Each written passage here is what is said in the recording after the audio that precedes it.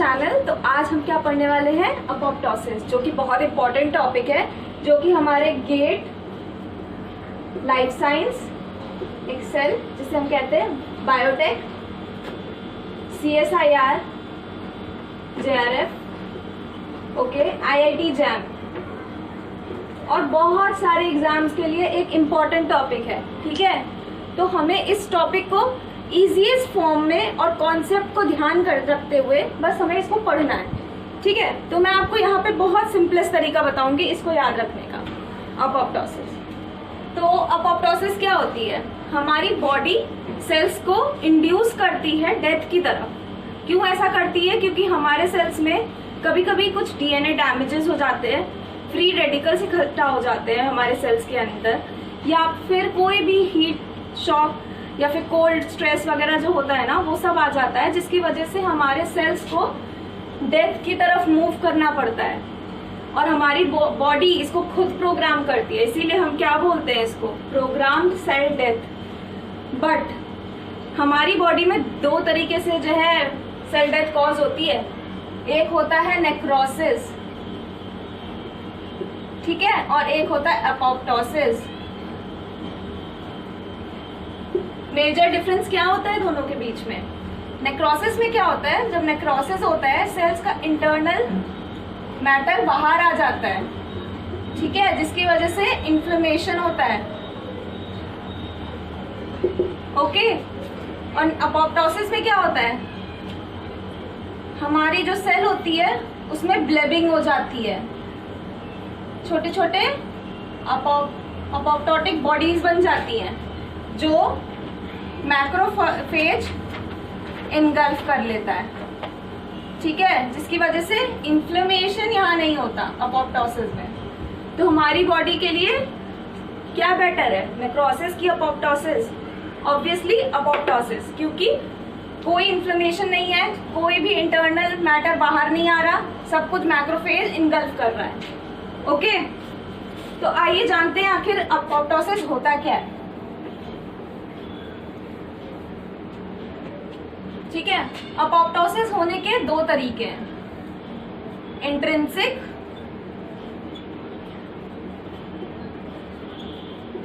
और एक्सट्रिंसिक। एक major enzyme है जो अपोप्टोसिस में वर्क करता है, जो कि है कैस्पेजेस।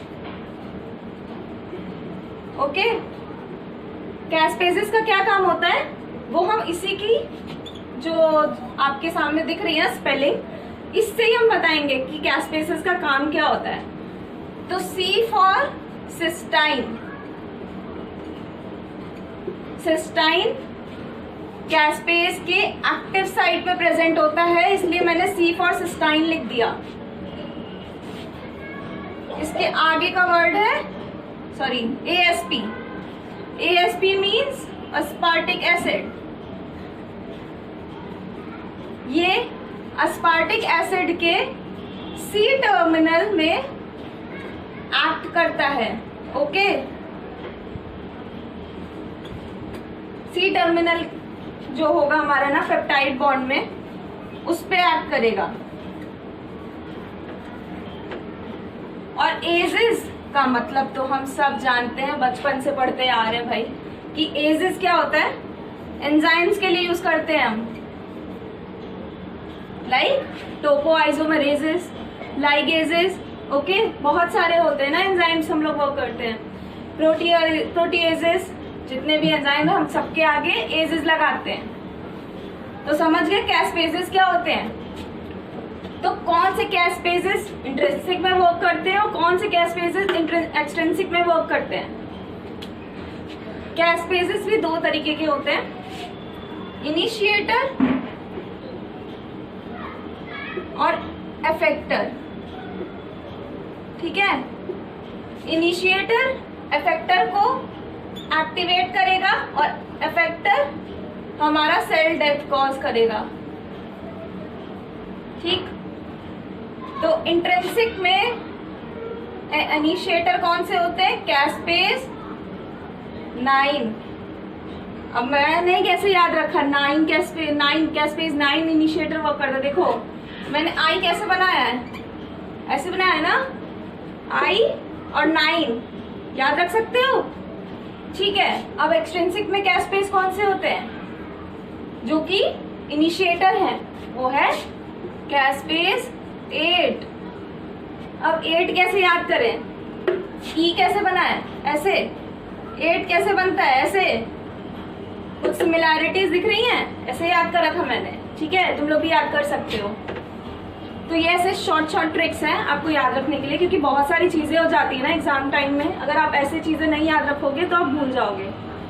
ओके, इफेक्टर कौन सा हुआ, इफेक्टर दोनों का एक ही होता है भाई, इसमें ज्यादा प्रॉब्लम नहीं है। कैस्पेस 3 इसमें भी वर्क करता है और इसमें भी वर्क करता है, इसको तो याद करने की आपको बस कैस्पेस 3 याद करना है। ओके ठीक है, कैस्पेस की कहानी तो हो गई पूरी। अब आइए समझते हैं पाथवेज।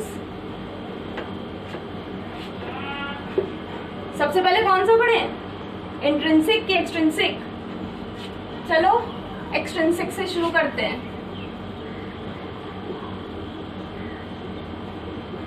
एक्सट्रिंसिक पाथवे, ठीक है। एक्सट्रिंसिक में क्या होगा, कुछ हमारे जो है इंड्यूसर्स होते हैं। क्यों इसे एक्सट्रिंसिक बोल रहे हैं, क्योंकि कुछ इंड्यूसर्स बाहर से आ रहे हैं जो डेथ कॉज कर रहे हैं, इसलिए इसको एक्सट्रिंसिक पाथवे बोलते हैं। लाइक TNF अल्फा, फाजेल, ठीक है, ये सब इंड्यूसर्स हैं। ओके, ये TNF अल्फा हमारे किलर सेल्स में, TC सेल्स में होते हैं। इम्यूनो तो सबने पढ़ी होगी ना, एग्जाम्स की प्रिपरेशन जो कर रहे हैं, इम्यूनो तो पढ़ी ही होगी। फासेल ये किस में होता है, मैक्रोफेज में। एक्सट्रिंसिक इंड्यूसर आ रहे हैं, इसलिए हम इसको एक्सट्रिंसिक पाथवे बोल रहे हैं। इंड्यूसर्स क्या है, TNF अल्फा और फासेल। ओके, अब ये है प्लाज्मा मेम्ब्रेन। क्या है ये, प्लाज्मा मेम्ब्रेन। ये क्या है, डेथ रिसेप्टर, ठीक है। ये लोग आए भाई, इसके अंदर आए, TNF अल्फा और फाजेल, ये आ गए, ठीक है, बाइंड कर गए डेथ रिसेप्टर के साथ। यहाँ पे होता है डेथ डोमेन, जिसे क्या बोलेंगे हम, फैट भी बोलते हैं, ठीक। इन्होंने किसको एक्टिवेट किया, विड प्रोटीन को। ये इंपॉर्टेंट प्रोटीन है, इसे याद रखना है। इसने किसको एक्टिवेट किया, इनिशिएटर को, कैस्पेस 8। कैस्पेस 8 होगा ना, ई से याद है ना। इसने किसको एक्टिवेट किया, कैस्पेस 3। क्या है कैस्पेस 3, कैस्पेस 3 क्या होता है, इफेक्टर। ओके, तो इसने सेल डेथ कॉज कर दी, है ना, कितना सिंपल, याद भी हो गया होगा। अगर आप ट्रिक्स को याद रखोगे आप याद कर लोगे, कोई प्रॉब्लम नहीं है, ठीक है। समझ गए ना, ये पूरा बहुत इजी सा है। अब क्या पढ़ना है हमें, इंट्रिंसिक। इंट्रिंसिक नाम से समझ में आ रहा है, इंट्रिंसिक में क्या होगा, सेल के अंदर कुछ प्रॉब्लम होगी, इसीलिए इंट्रिंसिक पाथवे है। कोई बाहर से इंड्यूसर्स नहीं आ रहे हैं, अंदर से ही हो रहा है, ठीक है गाइस। तो इंट्रिंसिक में क्या होता है, अगर कोई DNA डैमेज है हमारे सेल में, ठीक है, अगर जो है हमारी रॉस इकट्ठा हो गए हैं सेल्स में, रॉस एक्यूमुलेशन हो गया है, इन सब में इंट्रिंसिक पाथवे वर्क करेगा, एक्सट्रिंसिक नहीं, ठीक है। इसका क्या पाथवे है, इसमें माइटोकॉन्ड्रिया इंपॉर्टेंट रोल प्ले करता है, ठीक है। माइटोकॉन्ड्रिया कैसा होता है, ऐसा होता है ना,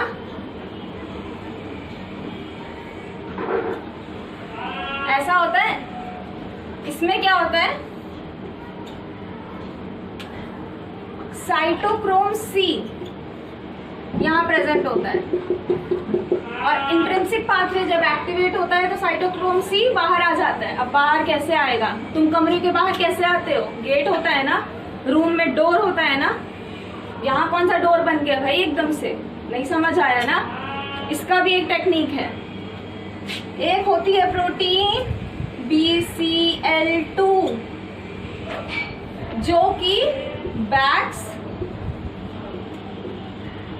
और बैग को पकड़ के रखती है, कहती नहीं भैया तुमको हम पकड़ के रखेंगे, हम जाने नहीं देंगे तुमको, ठीक है।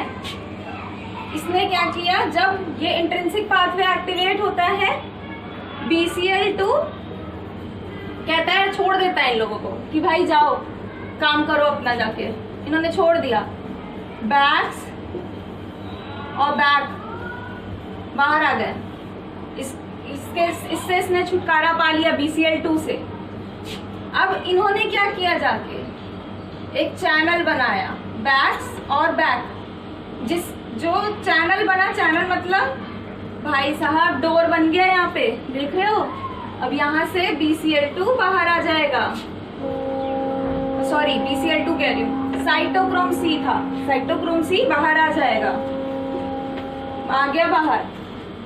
साइटोक्रोम सी ने APEF1 होता है, एक प्रोटीन है APEF1, इसके साथ जाके कंबाइन कर लेता है, और इसको हम, जो ये कॉम्बिनेशन होता है ना साइटोक्रोम सी और APEF1 का, इसको हम क्या बोलते हैं, अपोप्टोसोम।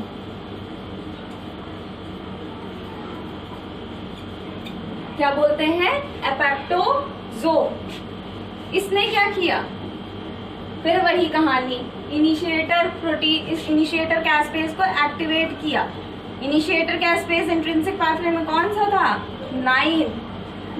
इसने इफेक्टर को एक्टिवेट किया था, क्या हुआ, कैस्पेस 3 एक्टिव हो गया। कैस्पेस 3 ने क्या किया, सेल को डेथ। समझ में आ गया, ये था इंट्रिंसिक पाथवे। कोई प्रॉब्लम नहीं है, कुछ भी दिक्कत नहीं है, समझ लोगे ना एक बार, कोई किसी टाइप का क्वेश्चन आ जाए हमारे एग्जाम में, कोई भी प्रॉब्लम नहीं होने वाली है, कुछ भी घुमा दो। अब जैसे मैं एक क्वेश्चन पूछती हूँ, इसको मिटा देती हूँ।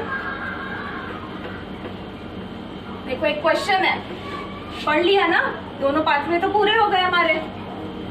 अब एक क्वेश्चन है, किसी सेल में मान लो BCL2 हाइपर एक्टिवेट हो गया है, तो क्या होगा, अपोप्टोसिस होगी कि नहीं होगी, अपोप्टोसिस बताओ। BCL2 अगर हाइपर एक्टिवेट हो गया, समझ लो तुम्हारी मम्मी हाइपर एक्टिवेट हो गई हैं, उन्होंने तुमको पकड़ के रख लिया। अब तुम्हें वो डोर से बाहर नहीं जाने दे रही कि भाई तुम लोग बाहर नहीं जाओगे, खेलने नहीं जाओगे बाहर। वही काम है BCL2 का। BCL2 ने बैग्स और बैग को पकड़ के रख लिया, वो तो उसका काम ही है, वो तो वो करता ही है। लेकिन जब ये एक्टिवेट होता था तो BCL2 अपना शांत हो जाता था, ठीक है, छोड़ देता था कि जाओ खेलो जाके। बट हम यहाँ कह रहे हैं कि हाइपर एक्टिवेट हो गया है, ये इन दोनों को कहीं जाने नहीं देगा, पकड़े रहेगा। As a result apoptosis activate ही नहीं होने वाली, अपोप्टोसिस एक्टिवेट ही नहीं होने वाली, जिसकी वजह से कैंसर भी हो सकता है, सेल्स की डेथ ही नहीं हो रही है, चाहे DNA डैमेज आ रहा है, चाहे कुछ भी प्रॉब्लम आ रही है, सेल मर ही नहीं रही है, ठीक है, बहुत प्रॉब्लम्स आ जाएंगी। तो हम BCL2 को क्या बोलते हैं, एंटी अपोप्टोटिक। BCL2 क्या है, एंटी अपोप्टोटिक, ठीक है। एक होता है, ये भी एंटी अपोप्टोटिक होता है, ये भी एक प्रोटीन है, इसको याद रखो। प्रो अपोप्टोटिक क्या होते हैं भाई, जिन्होंने तुम्हारे लिए रास्ता बनाया, डोर खोला कि हाँ भाई जाओ खेलने, प्रो अपोप्टोटिक। जिन्होंने मम्मी को शांत किया कि हाँ भाई हमको जाना है बाहर खेलने, ठीक है। बैक्स, बैक, ठीक है। और भी होते हैं बिड, बोक, ये सब भी होते हैं, ठीक। याद कर लो इसको।